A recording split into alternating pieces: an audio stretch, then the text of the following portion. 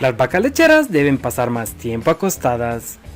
Del 50 al 60% es el tiempo que las vacas deben pasar acostadas. Cada periodo debe durar de 80 a 60 minutos y en total deben ser de 10 a 14 periodos al día. Hay vacas que pueden acostarse hasta 20 veces en un día.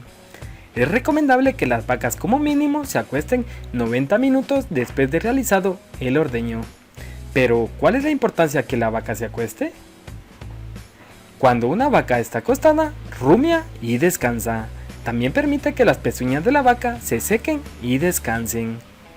Pero la gran ventaja que nos brinda esta actividad es el aumento en la producción lechera, debido a que la circulación sanguínea aumenta cuando la vaca está echada. La rumia facilita la digestión, la reducción del tamaño de las partículas y el posterior paso del rumen.